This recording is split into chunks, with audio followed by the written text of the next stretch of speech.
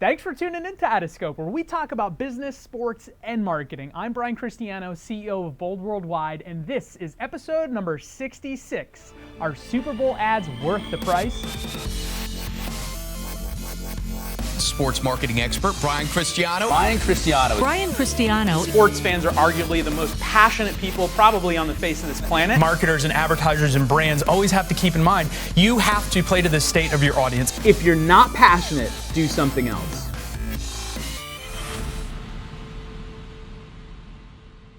Well, with the Super Bowl less than a month away, the question on anybody's mind who's going to be watching the commercials is also, how the hell much do they cost this time? Right? About $5 million per 30 seconds, which sounds ridiculous to most people, but I'm going to give you the argument on why it's actually pretty cheap.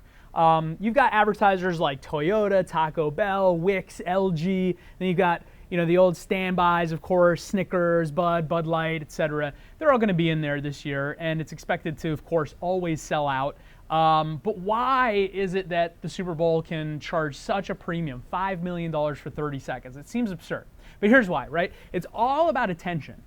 Super Bowl, everyone is watching. Over 100 million people have watched the last few years, every single year, and continuing to tick upwards slightly. There's not a whole lot more saturation that the Super Bowl really can gain, at least in the US, but it's also international as well. And I think what differentiates the Super Bowl outside of anything else where everybody's watching is the fact that people are watching specifically for the ads. There are a whole segment of consumers that just watch the Super Bowl for the ads themselves. Plus everyone else who's watching the Super Bowl is also watching them for the ads, right? So I think it's one of the only times in marketing at all where people are intentionally looking for advertising.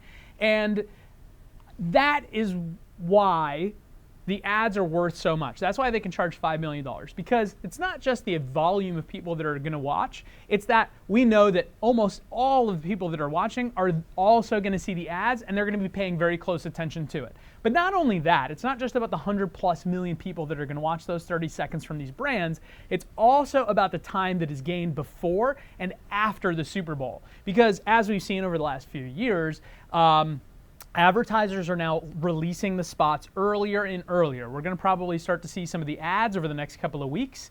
And that in and of itself starts to gain a lot of traction, right? Because everybody starts to talk about, oh, what's brand A doing? What's brand B doing? What's Budweiser, what's Bud Light doing this year? What's Snickers doing this year, right? They were very creative last year.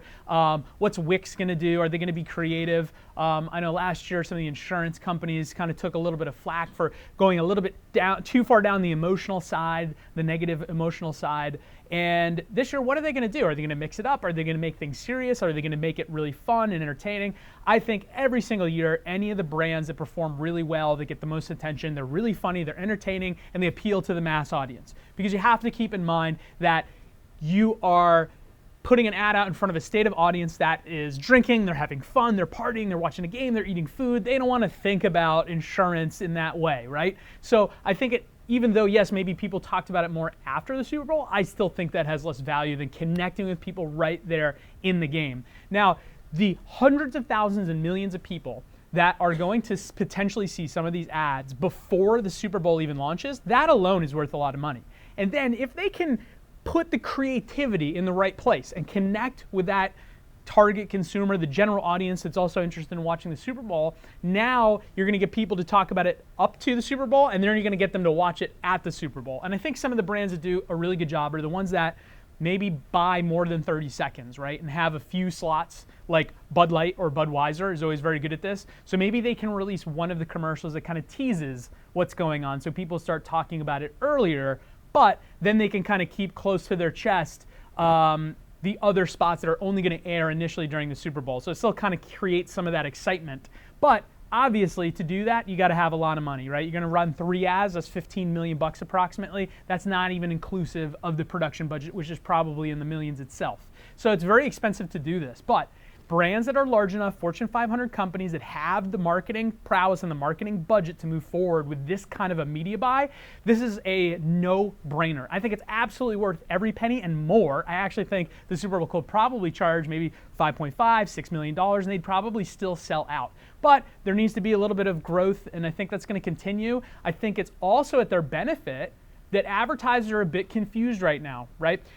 Traditional media, everyone knows that it's getting more expensive and less valuable, but social media and social marketing and digital marketing, as much as I'm a proponent of that stuff and as much as it works, some of these big brands hit saturation there very quickly.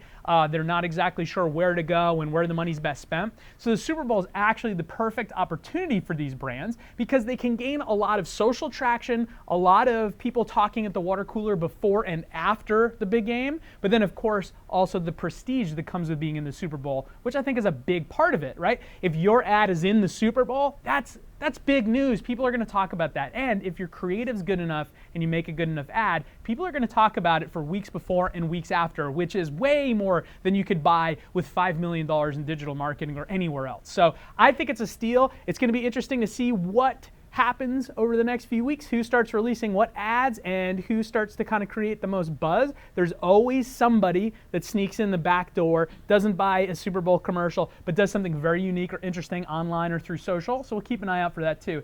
Anyway, hope you enjoyed this episode. Keep an eye out for the Super Bowl commercials and let me know which ones you liked from 2015. I'm curious, and we'll talk about that more on a future episode as we get closer to the Super Bowl. Thanks so much.